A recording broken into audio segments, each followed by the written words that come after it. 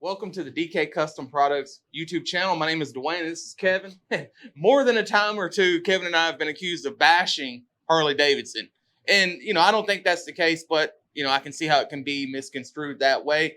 So today we're going to come at you with what we actually do like about Harley Davidson and the motorcycles they put out.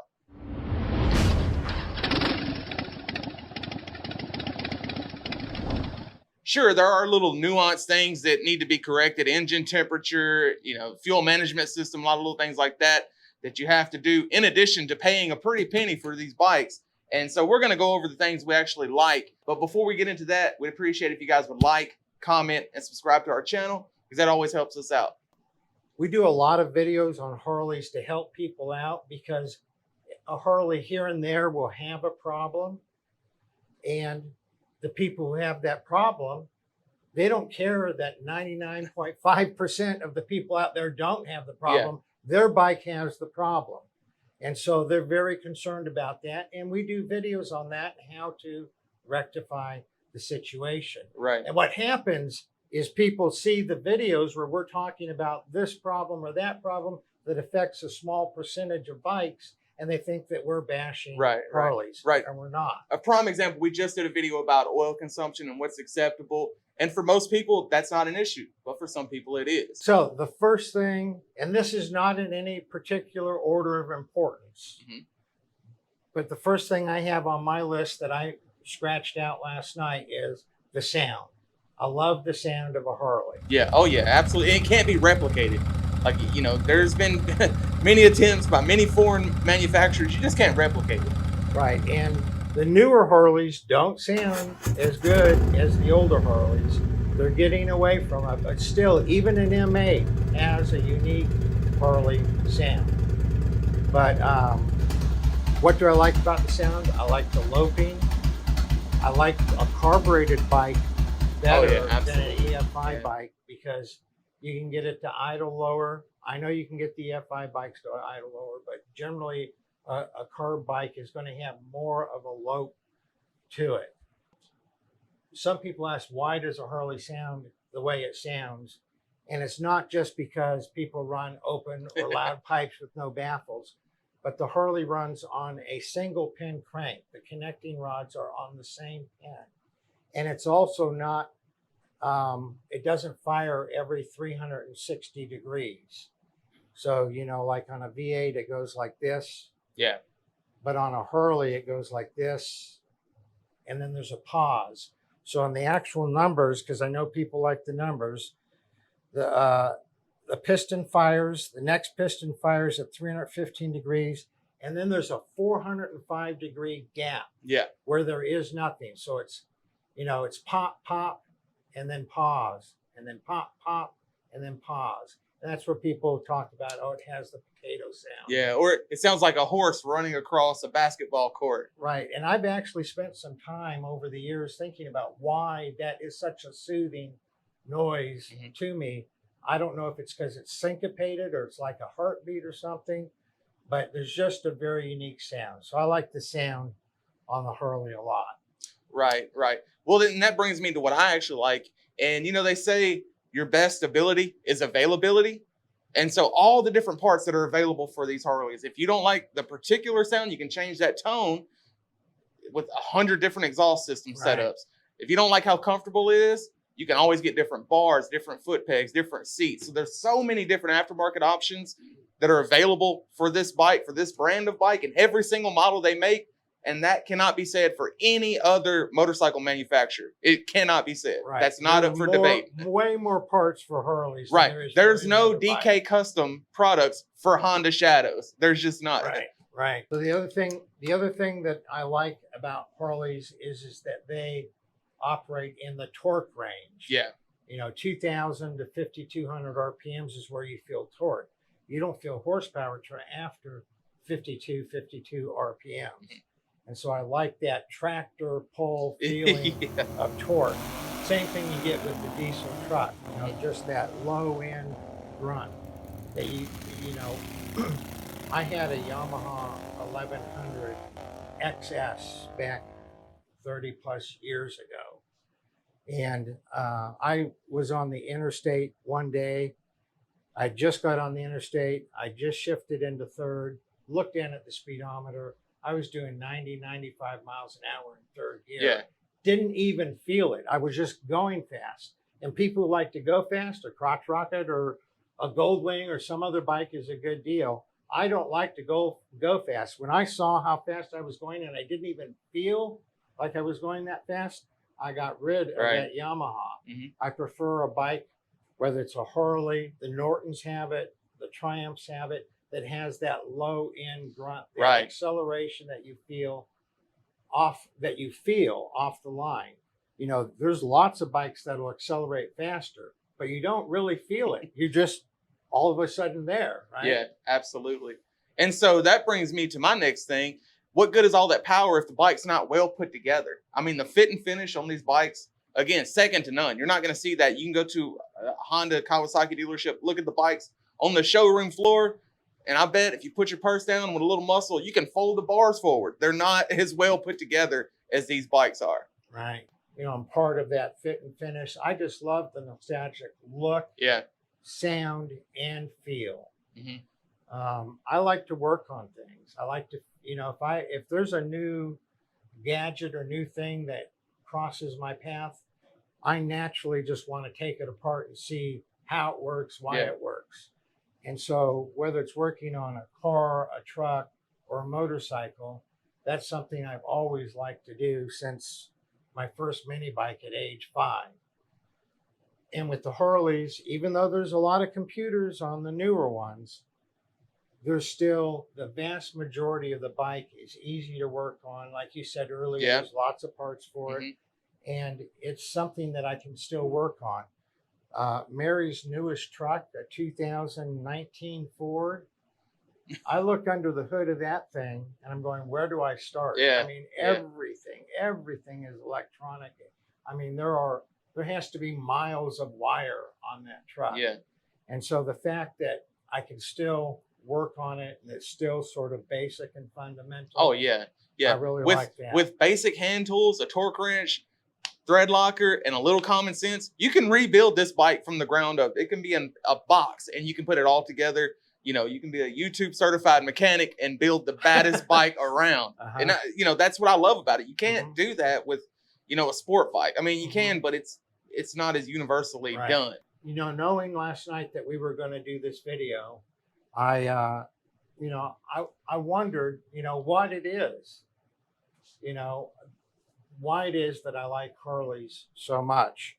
I've owned and ridden Hondas, Suzuki's, Yamahas, Triumphs, BMWs, Nortons, Cushmans, for those of you who know what a Cushman is, a Polaris, Can-Am, and more. And all but the Triumph from Norton was missing an intangible that Harleys also have, a raw mechanical feel, almost a personality.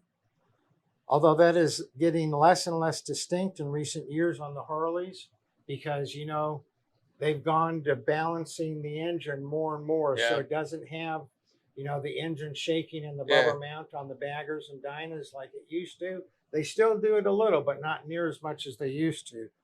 But that raw mechanical feel that you're just not going to get with a metric bike. Right. And it's not, what you're describing is not something you can explain to someone who hasn't experienced, you know, riding one of these bikes. You know, people will say, well, why would you want to ride something that rattles your teeth loose? But you just got to ride it to understand, you know, that's another thing. You know, you have a brother, right? And you can pick on your brother all day long. Right. But if somebody else does, that's a whole different situation. You got a point there. So it's like the Harley community, you know, the Sportster guys, they shit on the bagger guys, the street glide guys shit on the road glide guys, the club style dyna guys shit on the guys, the hell yeah brothers with ape hangers guys. But let a guy with a Honda Shadow roll up and start talking crap, it's not going to go over well. So you have that community with a Harley Davidson, you know, amongst its owners that it can't, you know, there's nothing else like that. People understand what it is. It's like almost a visceral feeling. It's a raw, mechanical, unrefined feeling. Right. Okay. Now what we've done, and that's why we do a lot of stuff, because, you know, maybe it's a little too raw. Maybe the suspension's not as good as it should be. So we do that. And maybe the ergonomics aren't, set Yeah. up exactly right. So we do that. But we still maintain that raw, visceral feeling that you get from the lack of refinement. Right. In the engine loping. I mean, it's not the most economical to have No. an engine that's on a single pin and that fires, and then waits 405 degrees before it fires again. Yeah. But it gives that feel that's just hard to describe. Yeah. Then you put the enjoyment of the particular Harley Davidson with all the stuff we just talked about, and now you go on a trip to the Arctic Circle or to Bella Coola or downtown to bike night. Yeah. And whether you're riding alone or like I ride a lot with Mary, you combine all the good stuff we just talked about with Harley, then with making memories of an adventure. Yeah. Going up to the Arctic Circle or going, across the state, or even just for a Sunday afternoon putt. And you combine that together with the memories that you make as you're flying through the curves or just cruising along the straightaway. Right. Yeah. And it's a perfect mixture, steak and potatoes. Yeah. It's distinctive. You did it on a Harley. You didn't do it on a motorcycle. You did that on a Harley. So that just adds to the memory. You want to say anything about what you like about Harleys? No? Totally, like I said, totally out of my comfort zone. Trade places. So Mitch, we've been neighbors, what, 12 years? At minimum, yeah. Yeah. And how long you been riding Harleys? Oh, Harley's 25 years or more. And would you ride any other bike? At this point, I wouldn't buy or purchase another bike. Uh-huh. But, Would you ride a crotch rocket? no. Why would you like a Harley better than a crotch rocket?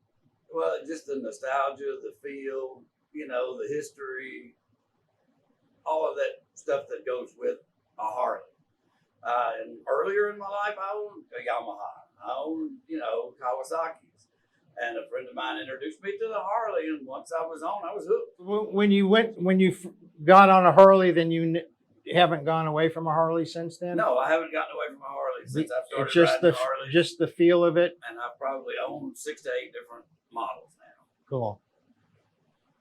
Okay, good. You were a guest appearance. Yeah, you did better than we did. So we're not Harley bashers. Mhm. We do videos that talk about problems that Harleys have. Yeah. Not every Harley. Like in one video where we talked about a problem Harley had, at the very beginning of the video, we said maybe 1 out of 100 Right. have this problem. Mhm. And then people piled on in the comments, oh, Harleys are pieces of junk. Harleys shouldn't do that, blah, blah, blah, blah, blah. It's only like 1 in 100 that has that problem. You're going to have the same thing with Subaru, Ford, Chevy, all vehicles. There's going to be a problem here and there. And the vast majority of Harley's shortcomings or problems is because of the EPA. The EPA is up their ass so hard that they have to run them so hot, and they have to do this and that because of that, and they have to fight the EPA while maintaining that nostalgic design.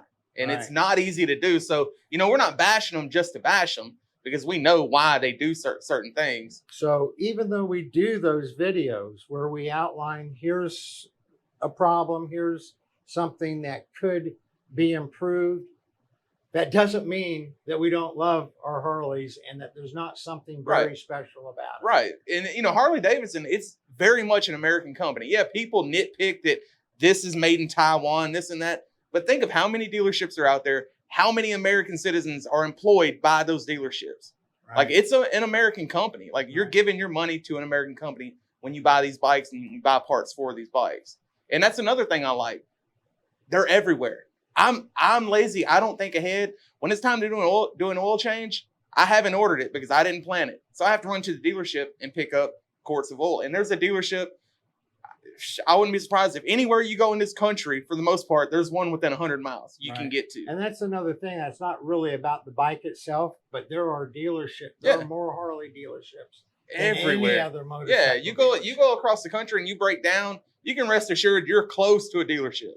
Think of how many different styles of bagger there are. The big wheel baggers, the fat front tire baggers, the sport touring baggers. You know, think of how many different dyno designs there are. Think of how many Sportsters there are. You know, rigid chopper style, you know, sporty style. Absolutely. I mean, it's the best foundation for making the bike your own, for taking a blank canvas, which I think the Sporty's the best, you know, taking a blank canvas and being able to make Right. it. And Harley, you know, they're a genius when you think of it this way. You can go to the dealership, and while you'll see 50, 80, 100 bikes sometimes, there's only 3 different frames out there. You know, there's a Sportster, a Softail, and a touring model. But Don't forget the trike. And the trikes, yeah, But yeah. the trike, the first 2/3 of the trike frame is a band. Right, but then now you got the Rev Max and all that. But think of how different, how much you can customize each one of those bikes to be drastically different. So if you like this video, if you love your Harley, put in the comments below what you like about your Harley. Yeah. Y'all ride safe out there.